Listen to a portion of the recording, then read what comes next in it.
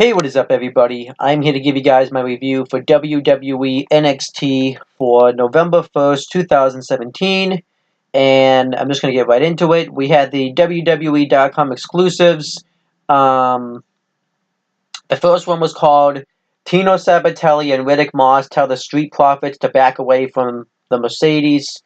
That's pretty much what it was. They come up to this Mercedes and talk about how if you work hard, you could get this, but they pretty much act like they're going to steal it. And Riddick Moss and Tino Sabatelli catch them, and they take jabs at each other. I actually like this a lot. It was actually funny. I like the Street Profits, and I actually like Riddick Moss and Tino Sabatelli as a team, so I think this worked. And then the next one was called The Iconic Duo's Mockery of Kairi Sane Backfires. Pretty much they make fun of Kairi Sane, talk about how she's a pirate and stuff, and this was aired the day after Halloween, so they talk about, how she's dressed up like a pirate, so I thought that worked. Then Kairi Sane comes up and she signals like she's going to hit the elbow on Billie Kay, and later on in the show we find out that on the next episode of NXT, it's going to be Billie Kay versus Kairi Sane, so I thought that made sense to build up for that match. Then we had the actual show itself. We had Percy Watson, Nigel McGuinness, and Mauro Ranallo on commentary for this show. We had the first match. It was Tyrina Conte versus Nikki Cross. It wasn't good. I didn't like the match. I just think Nikki Cross isn't that good, and this was pretty much a squash. Nikki Cross wins with a flatline or neck breaker or whatever it's called. And yeah, she gets the win. It makes sense because it builds up momentum for her to go into that Fatal 4-Way match at NXT TakeOver Houston. And then afterwards, Mercedes Martinez gets interviewed, and she talks about how she's disappointed that she didn't win the Battle Royal. But she said that she is going to have a chance eventually to become the NXT Women's Champion. And then she takes a shot at Ember Moon, talking about how she's not going to win the NXT Women's title because she can't win the big one when it counts. So I'm assuming what's going to happen is on a future episode of NXT, we're going to get a match probably now between Ember Moon and Mercedes Martinez because she said this. So I like that. I thought it was good. Then we had Johnny Gargano versus Fabian Aichner. This was probably the best match on the show. I thought this was really good. They both trade chain wrestling spots on each other. Gargano dominates the first half of it. He starts hitting a ton of high-flying moves on Fabian Aichner. Fabian Aichner keeps countering him with a ton of power moves. He hits a tilt-a-whirl backbreaker. He hits a slam on the outside. Gargano continues to make his comeback. He hits a super kick. He hits a hurricanrana in the corner.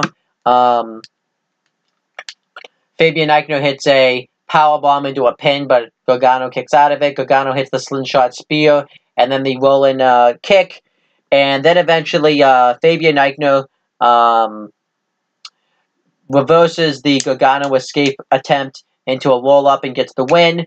Overall, I like this match. I like the fact that Gargano lost because I think they're building him up as a great underdog, and the fact that he just can't get the big win, and that's how you build up an underdog, that he can't get the big victory, because if an underdog won every match, they wouldn't be much of an underdog. So I actually like this, and I thought the match was really good. I didn't expect Fabian Aichner to win, so I'll give this match 3.25 stars.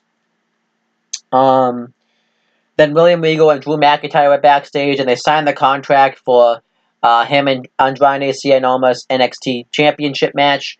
And then Aleister Black cuts a vignette talking about how the Velveteen Dream wanted to get noticed, and he said now he's given him the opportunity because now he's going to get notice him at NXT TakeOver Houston, and he's just going to fade to black. So that match now is set up for NXT TakeOver Houston, and I'm looking forward to that match. Actually, I think that match is going to be really good, and I actually kind of like this feud, so I liked it. And then we were supposed to have the NXT Championship contract signing. However, Andrade Cien Almas attacks Drew McIntyre from behind, beats the crap out of him, signs the contract, and then he uses Zelina Vega's gum to stick the contract to him. So I thought this was fine. Good way to build up to the match at NXT TakeOver Houston. Then we had the main event. It was an NXT Tag Team Championship match. NXT Tag Team Champions Alexander Wolf and Eric Young versus the Authors of Pain.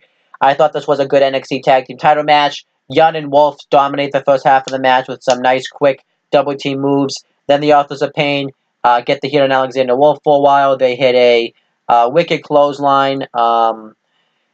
I believe Razor hits a Death Valley driver into the turnbuckles, and then the Authors of Pain hit the Sidewalk Slam Stomp combo, and then eventually, I believe Razor and Alexander Wolf both lay each other out with big boots. Eric Young gets a hot tag on Akam, and he hits the elbow drop. You think he's going to get the victory, but Razor kicks out of it.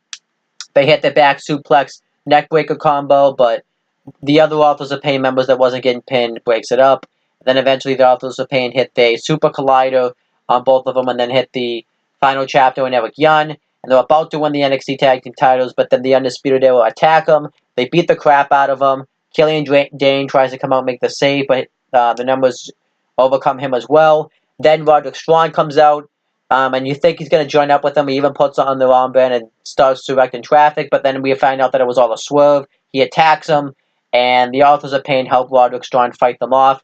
And Willie Regal comes out and says that this isn't going to spill into chaos, and the only way to contain you guys is if we have a triple threat tag team match, Undisputed Era versus Sanity versus the Authors of Pain and Roderick Strong in a War Games match. And I actually like that War Games is coming back. This is a way to pay tribute to the American Dream, Dusty Rhodes, because this was kind of like his concept. So I like this. I'm excited for War Games. It's been a while since we've seen it. It will be my first War Games match I've ever seen, so I'm excited about that. And overall, I thought NXT was a really good episode. The only thing I hated on this show was that Nikki Cross, Taria Conte match. Everything else I thought was really good. And as for my star ratings, the women's match gets a star and a half. The singles match gets 3.25 stars, and the NXT Tag Team title match gets 3 stars.